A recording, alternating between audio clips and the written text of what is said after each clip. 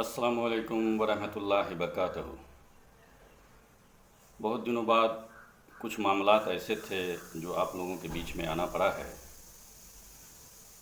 पिछले जुमा, ये जुमा नहीं, इससे पहले जो जुमा है उस जुमा को मैं थाने वाले मस्जिद से नमाज़ पढ़ के निकल रहा था तो एक साहब हमारी पहचान के थे। बहुत दिनों बाद उनसे मुलाकात हुई तो हमने उनसे कहा कि भाई आजकल आप हमारी तरफ नज़र नहीं आते हैं। तो उन्होंने साफ़ तौर पे कहा कि वसीम भाई, जो हालात चल रहे हैं, कभी भी आप पे किसी भी तरह से, किसी भी तरफ से हमला हो सकता है, गोलीबारी हो सकती है, इसलिए हम लोग कतराते हैं।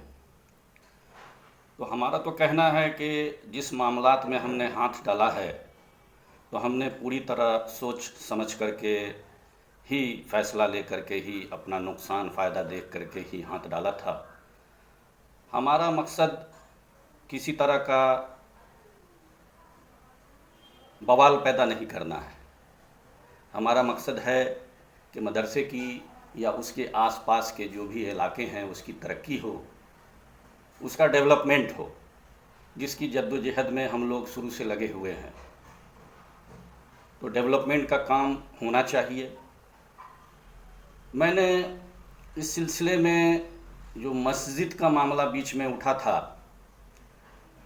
तो उस सिलसिले में नापी का मामला था। तो मैं था, तस्कीन आज़मी थे, जावेद अनवर थे, डब्बू बाबू थे और समीम भाई थे वहाँ पर ऑफिस में डब्बू के।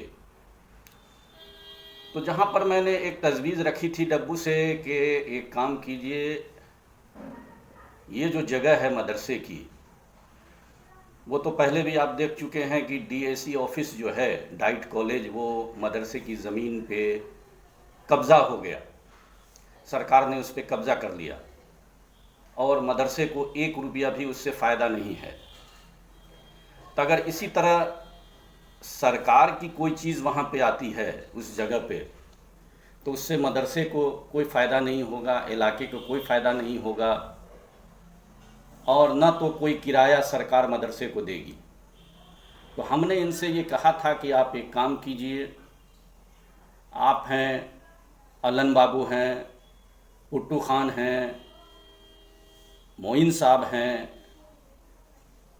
और शहर के और भी लोग हैं, उनको एक साथ मीटिंग रखिए, बैठिए, हम लोग बैठते हैं।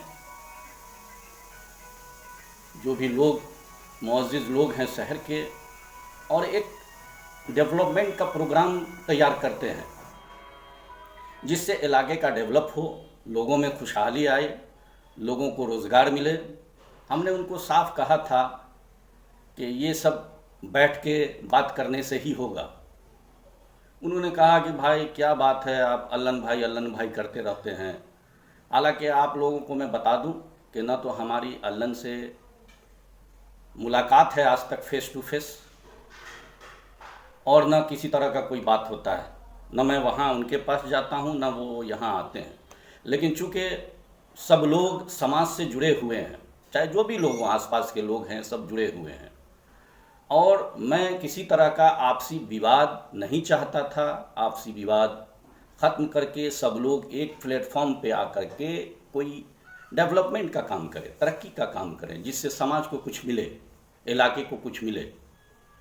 तो मैंने उनसे कहा था कि देखिए, आप लोग मिल करके डेवलपर हो जाइए, डेवलपमेंट का काम आप ही लोग कीजिए, बिल्डर का काम आप ही लोग कीजिए, रॉ मटेरियल आप ही लगाइए, सीमेंट बालू आप ही लोग लगाइए, लेकिन कुछ बनाइए, कुछ कीजिए, एक प्रोग्राम बनाइए, पब्लिक के बीच में इसको डालिए, पब्लिक इसमें अपना हिस्सा लेगा, चाहे दुकान के सिलसिले में हो या फ्लैट के सिलसिले में हो।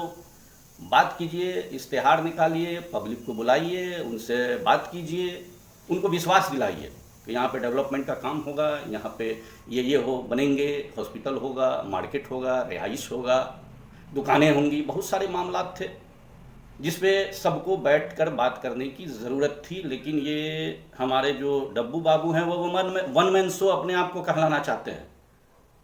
वो किसी को कुछ समझते ही नहीं है, वो चाहते हैं कि सब कुछ हम ही कर दें, सब हमारे ही तरफ से, हम ही जो चाहें वो कर लेंगे, तो ऐसा नहीं होता है।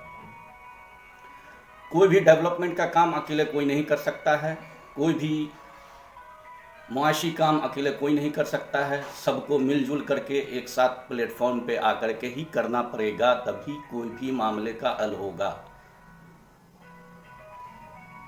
इंशाअल्लाह आगे भी मैं आपसे बात करता रहूँगा, और इस सिलसिले में मैं आप लोगों की राय चाहूँगा, आप लोग का भी मशवरा चाहूँगा। अल्लाह हाफिज़।